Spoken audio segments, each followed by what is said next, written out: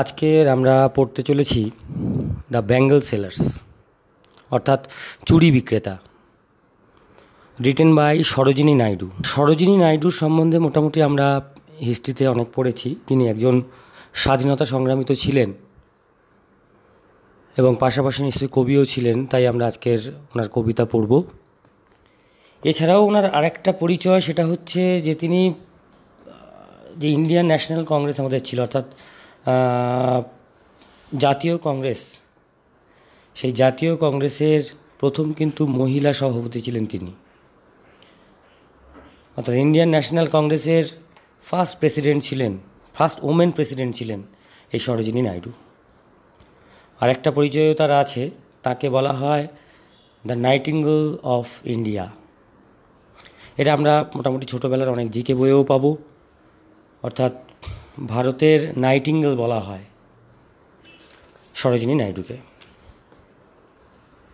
তো আজকের আমরা যেটা পড়তে চলেছি আর কি, যে ব্যাঙ্গল সেলার্স, এটা কোথা থেকে নেওয়া হয়েছে? ব্যাঙ্গল সেলার্সটা is from a collection of poems, একটা অনেকগুলো কবিতার একটা গ্রুপ কালেকশান, সেখান থেকে নেওয়া হয়েছে সরোজিনী নাইডুর লেখা, যেটার নাম ছিল ইন্ডিয়ান ফোক সংস। এটা লিখে নিতে পারো কবিতার পাশে, অর্থাৎ বইয়ের ওখানে লিখে নিতে পারো, ইন্ডিয়ান ফোক সংস, ইন্ডিয়ান ফোক সংস। তাহলে এখান থেকে আমাদের এই বিখ্যাত কবিতা ব্যাঙ্গল সেলার্সটা নেওয়া হয়েছে। এবার কবিতার মূল বিষয়বস্তু কী সেটা তো আমরা পড়লেই জানতে পারবো। তার আগে একটু আমাদের আইডিয়া নিশ্চয়ই এসে গেছে যে চুড়ি বিক্রেতা, চুড়ি বিক্রেতা দ্যাট মিনস আমাদের ভারতীয় যে কালচার, সেই ভারতীয় কালচারের কথা কিন্তু এখানে তুলে ধরা হয়েছে, যেখানে প্রায় প্রত্যেকটি ধর্মের মানুষেরা চুড়ি জাতীয় কোনো জিনিসকে তারা ব্যবহার করে, সেটা আফটার ম্যারেজ, বিফোর ম্যারেজ। ওকে, তাই আজকে আমরা তাহলে চলে যাব পুরোপুরি এবারে কবিতাটিতে। কি বলছে দেখো, ব্যাঙ্গল সেলার্স আর উই, অর্থাৎ ব্যাঙ্গল সেলার্স অর্থাৎ চুড়ি বিক্রেতা, আর উই আমরা হলাম, আমরা হই চুড়ি বিক্রেতা, হু বিয়র আমরা বয়ে নিয়ে যাই, আওয়ার শাইনিং লোডস অর্থাৎ আমাদের যে উজ্জ্বল বোঝা, টু দ্য টেম্পল ফেয়ার। কোথায় না মেলার মানে টু দ্য টেম্পল ফেয়ার অর্থাৎ মন্দিরের যে মেলা, সেই মন্দিরের মেলাতে কিন্তু আমরা বয়ে নিয়ে যাই। Who will buy this delicate bright rainbow tinted circles of light, অর্থাৎ হু উইল বাই, কে বা কারা কিনবে।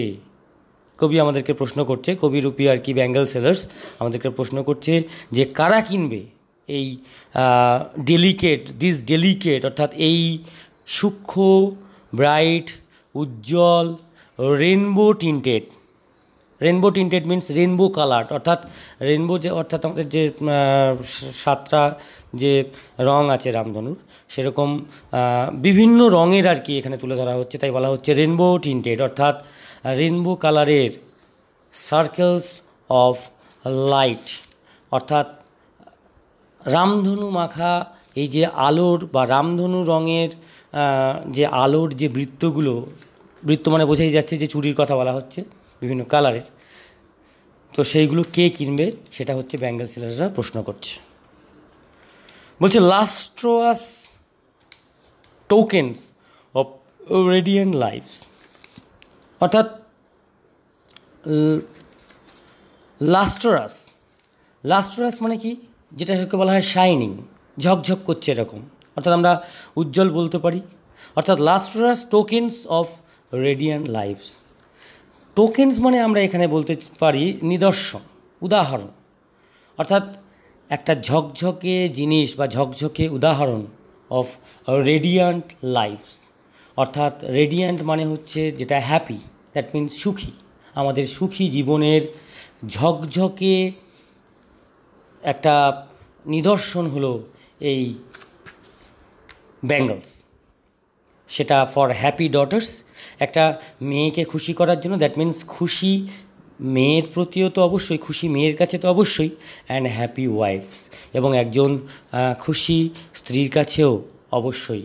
এই সমস্ত ঝকঝকে জিনিসগুলো যেগুলো হচ্ছে রেডিয়ান্ট লাইফস, অর্থাৎ আমাদের সুখী জীবন যা যা আমরা পালন করি, সেই সুখী জীবনের একটা ঝকঝকে নিদর্শনই হলো কাদের কাছে? ফর হ্যাপি ডটার্স, অর্থাৎ খুশি মেয়েরা, খুশি যারা মেয়ে তাদের কাছে যেমন তার বাবা মারা এটা এনে তাদেরকে খুশি করায়, তেমনি অ্যান্ড হ্যাপি ওয়াইফস, অর্থাৎ খুশি স্ত্রীর কাছেও অবশ্যই এটার একটা যথেষ্ট গুরুত্ব আছে।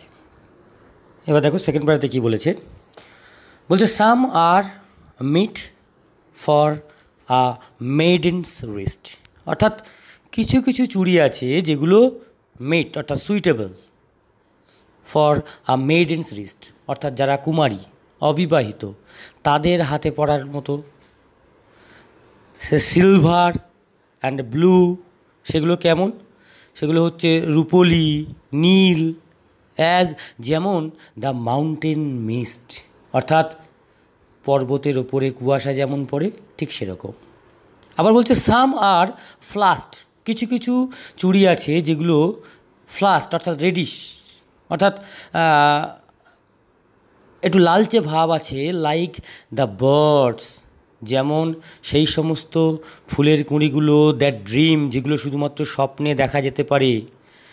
অন দ্য ট্রাঙ্কুইল ব্রো, অর্থাৎ ট্রাঙ্কুইল মানে হচ্ছে কাম, শান্ত, শান্ত। এখানে ব্রো মানে কিন্তু পাড়ের কথা বলা হয়েছে, এমনিতে ব্রো মানে হচ্ছে আমাদের কপাল, কিন্তু এখানে tranquil bro of a woodland stream, অর্থাৎ শান্ত পাড় অফ আ উডল্যান্ড স্ট্রিম, অর্থাৎ বনের মধ্য দিয়ে বয়ে যাওয়া যে ছোট একটা নদী, তার পাড়ে যেমন সুন্দর লাল ফুল ফুটে থাকে, স্বপ্নে যেটা একমাত্র দেখা যেতে পারে, সেই রকম ধরনের কিছু চুড়ি আছে। আবার বলছে সাম আর আ গ্লো, অর্থাৎ কিছু কিছু চুড়ি যেগুলো ব্রাইট, উজ্জ্বল, ঝকঝক করে, উইথ দ্য ব্লুম, সেই সমস্ত ফুলের সাথে, ফুলের মতো করে, that cleaves to the limpid glory of newborn leaves. Cleaves মানে স্টিক, অর্থাৎ আটকে থাকা। কিসের সাথে আটকে থাকে? টু দ্য লিম্পিড মানে ফুলের সাথে আটকে থাকে, to the limpid glory of newborn leaves. Limpid কথাটা লিখে নিতে পারো, যে ক্লিয়ার অ্যান্ড ট্রান্সপারেন্ট, অর্থাৎ স্বচ্ছ, পরিষ্কার যেটাকে বলে, টু দ্য লিম্পিড গ্লোরি, তাই পরিষ্কার স্বচ্ছ গর্বের মতো, অফ নিউ বর্ন লিভস, সবে নতুন পাতা যেমন, নতুন জন্মানো পাতা যেমন হয় স্বচ্ছ ঝকঝকে, সেই রকম কিছু কিছু চুড়ি আছে যেগুলো উজ্জ্বল ঝকঝক করে সেই সমস্ত ফুলের সাথে, যেগুলো আটকে থাকে ওই সমস্ত পাতাগুলোর সাথে, অর্থাৎ যেগুলো একদম স্বচ্ছ সবে পাতা বেরিয়েছে সেখানে। তাই বলেছে to the limpid glory of newborn leaves, অর্থাৎ সেই ক্লিয়ার এবং ট্রান্সপারেন্ট সেই সমস্ত নতুন জন্মানো নিউবর্ন লিভস, নতুন জন্মানো পাতাগুলোর সাথে। এবারে চলে আসি আমরা থার্ড প্যারা। বলছে some are like fields of sunlit corn, কিছু কিছু চুড়ি আছে যেগুলো কিসের মতো? লাইক ফিল্ডস, সেই সমস্ত ক্ষেতগুলো, মাঠগুলো, অফ সানলিট কর্ন, অর্থাৎ সূর্যের আলোতে আলোকিত, যেমন শস্যগুলো, শস্য ভর্তি যে মাঠগুলো থাকে ঠিক সেরকম। মিট ফর ব্রাইড, মিট মানে তো আগেই বলেছি সুইটেবল, মানে খুব একেবারে যেন ব্রাইডের মতো, অর্থাৎ ব্রাইডের জন্যেই, ব্রাইড মানে যে কোণে, সেই কোণের মতো করে, কোণের জন্যই যেন সেটা তৈরি। অন হার ব্রাইডাল মর্ন, তার সেই বিবাহর মর্নিংয়ে, মর্ন মানে হচ্ছে মর্নিং, অর্থাৎ বিবাহের দিন সকালবেলা সূর্যের আলোতে আলোকিত যেমন শস্য ক্ষেতগুলো থাকে ঠিক সেরকম ঝকঝক করছে ওই ব্রাইডের অর্থাৎ কনের হাতের ওই চুড়িগুলো।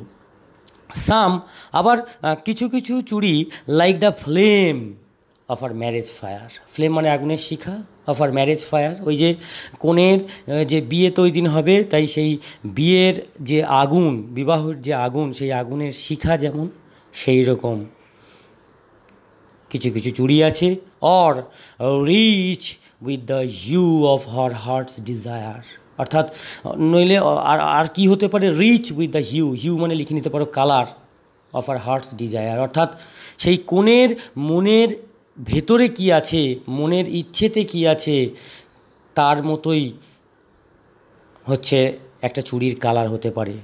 অর্থাৎ এটা চুড়ির কালার বলতে এখানে ওই আগুনের কথা বলা হচ্ছে, যে একটা কোণে, হ্যাঁ, তার মনের মধ্যে কিছু বাসনা থাকতে পারে, সেই রকম একটা সেই আগুনের মতো হচ্ছে কালার হতে পারে, অথবা তার যে বিবাহের যে আগুন, সেই বিবাহের আগুনের মতো চুড়ির কালার হতে পারে। বলছে টিংক্লিং, টিংলিং মানে হচ্ছে যেটা আওয়াজ করা আর কি, যেটা হচ্ছে টিং টিং করে যে আওয়াজটা হয়, ঝনঝন করে যে আওয়াজটা হয়।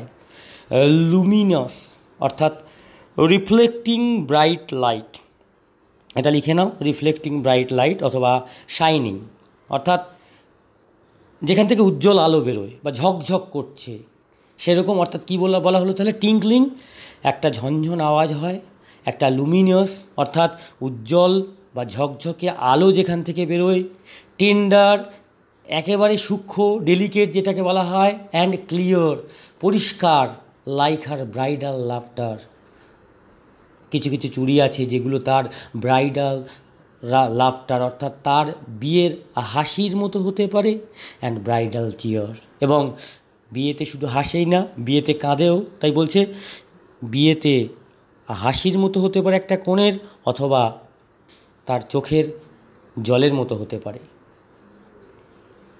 তারপরে কি বলছে দেখো নেক্সট প্যারা, সাম আর পার্পল, অর্থাৎ কিছু কিছু চুড়ি আছে যেগুলো পার্পল অর্থাৎ বেগুনি কালারের, আবার অ্যান্ড গোল্ড ফ্লেকড গ্রে, অর্থাৎ কিছু কিছু চুড়ি আছে আবার যেগুলো সোনার একটা ফ্লেক্ট মানে স্পটেড, অর্থাৎ মার্ক টু স্পট, অর্থাৎ সোনার ছোপ দেওয়া ধূসর কালারের। ফর শি তার জন্য, সেই মেয়েটার জন্য, who has journeyed through life midway, অর্থাৎ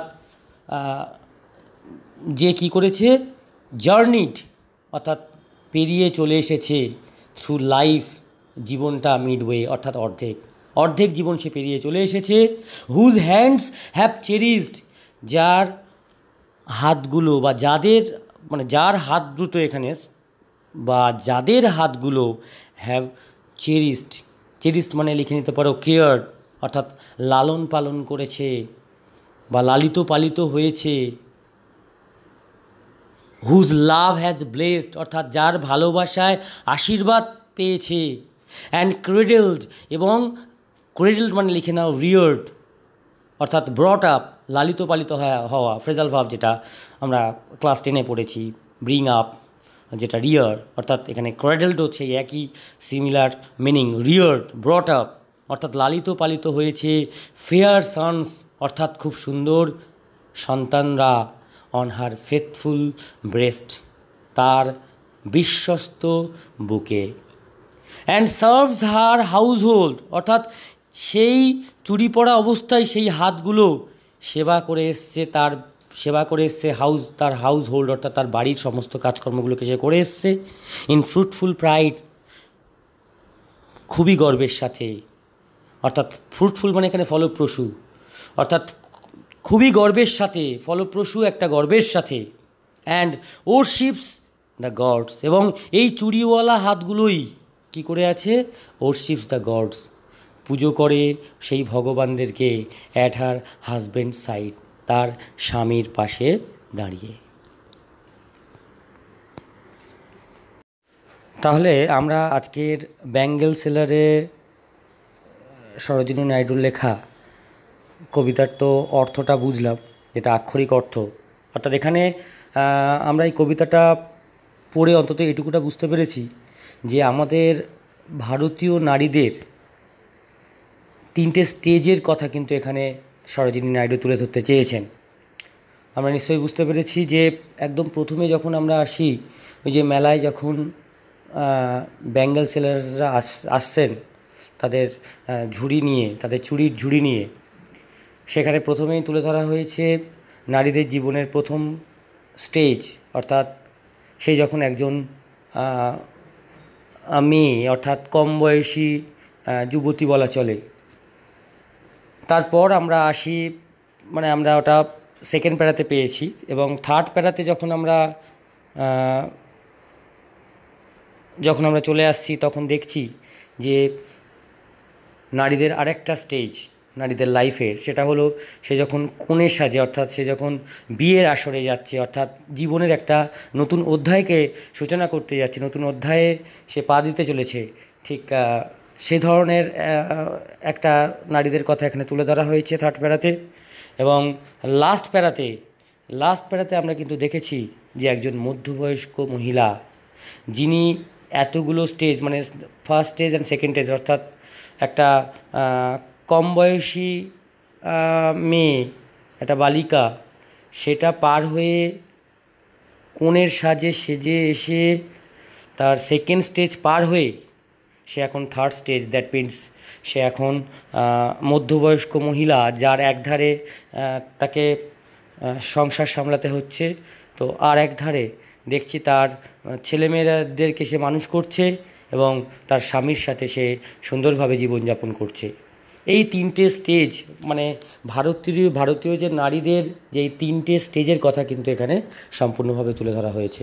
অর্থাৎ সরোজিনী নাইডু এখানে স্পষ্ট করে শুধুমাত্র